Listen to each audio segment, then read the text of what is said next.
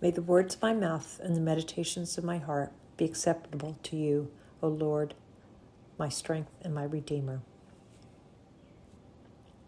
Our gospel readings in the last few weeks recall Jesus' sending the disciples to other villages to continue his ministry.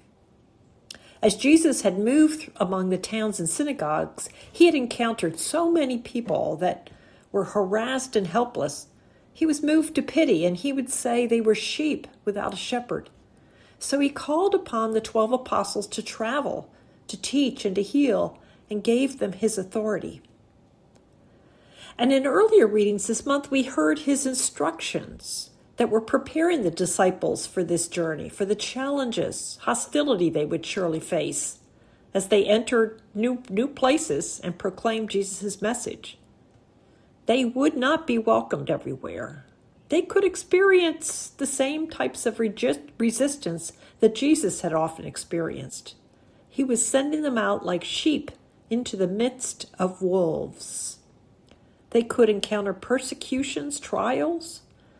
They also needed to be prepared for painful divisions with families or friends, and they had to be willing to put Jesus' mission above those loyalties.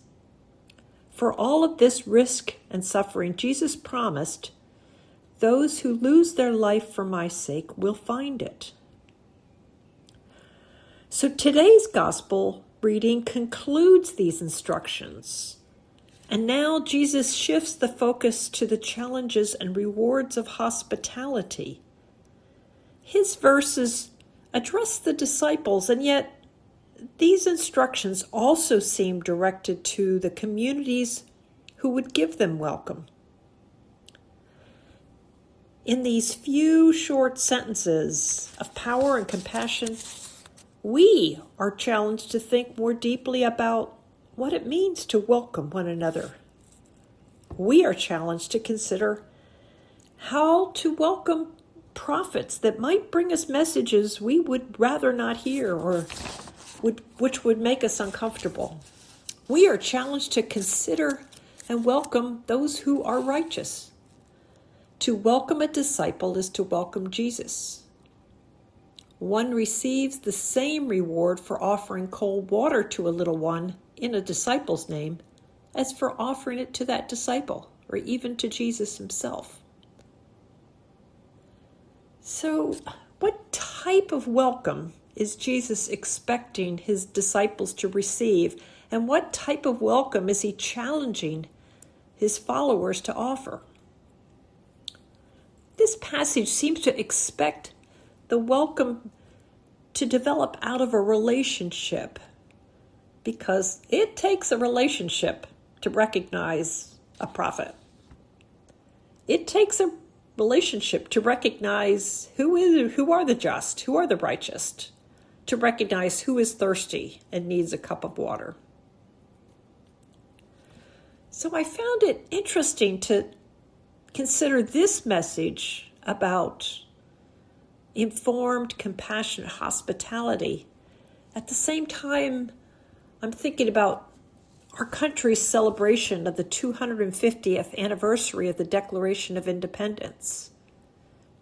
We are getting ready to celebrate the 4th of July, which talks about the right to oppose oppressive governance, the right to declare independence from an unresponsive monarchy, which celebrates rights of the individual, celebrates freedom to pursue happiness. These values of freedom from interference, of self-determination, and the pursuit of opportunity for the individual, these are pervasive in our American culture, but not always easily reconciled with the compassionate hospitality described in our passage from Matthew. Like many other Americans, I value privacy. I value land ownership. I value comfort. Now, I intend to be welcoming to my neighbors. Drop by, come for trick-or-treating. But if you've been to my house, you know it's set up on a hill. The driveway is long, can be dark, And there are big mythological sculptures in my front yard. I may want to be welcoming, but it's understandable that only a familiar few venture all the way to the front door. I'm a bit isolated. It's so much easier for folks to wait until I'm out in my garden by the road, weeding my front bed, and then they ask a greeting, extend a greeting, they'll ask a question, just chat. Offering hospitality is also a challenge because, like many other Americans, I spend a lot of time in my car. I'm speeding along, going places I need to go. Now, I generally stick to the speed limit, but I'm still going way too fast to know if I'm passing someone in need of a cup of water, if I'm passing a prophet. So these instructions, this passage, they seem to expect a reciprocal and an ongoing relationship. Learning who is a prophet, learning who is righteous, learning who needs water. It's not a one and done. So I have learned a lot about hospitality from the structure of our fish food pantry program in the last 6 months. I was initially sort of skeptical about the structure because I was familiar with the call-in structure where people had to call in every single month in order to get food. And I thought, that would encourage self-reliance. We could make sure we're feeding the neediest each month if we required our clients to make a call for food each and every month. But I've had to rethink that. As over the last 6 months, I've observed the multiple benefits of a monthly delivery routine, both for us and for our clients. It can be hard for the neediest to make that phone call saying they need food. It can be hard to get through to us with a message about needing food. And this regular contact between the delivery person and the client means there's a chance to check in. We can see some individual needs. We can recognize what we share with our clients, as well as what we are offering in our bags of food. As I was thinking about how to relate the portions of this gospel passage about prophets and the righteous to my own life, I checked out some other versions. Going online, you can see at BibleGateway.com, you can see all these different translations of the Bible, and one of them is the Message, and it's more of a distillation in regular language than it is a regular translation. That version of today's gospel has Jesus saying the following to his disciples. We are intimately linked in this harvest work. Anyone who accepts what you do accepts me, the one who sent you. Anyone who accepts what I do accepts my Father who sent me.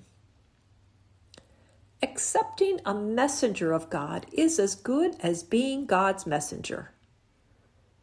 Accepting someone's help is as good as giving someone help. This is a large work I've called you into, but don't be overwhelmed by it. It's best to start small. Give a cool cup of water to someone who is thirsty, for instance. The smallest act of giving or receiving makes you a true apprentice. You won't lose out on a thing. For me, it was just a small act to take a bag of food that was already packed to a gentleman who had just entered a nearby recovery program. It took very little of my time, but that person made me feel seen and blessed. This coming week, I hope to celebrate both the freedom and the individualism of America, but also remain open to those small acts of welcoming, the small acts of giving and receiving, which strengthen our community and our connection to God. Amen.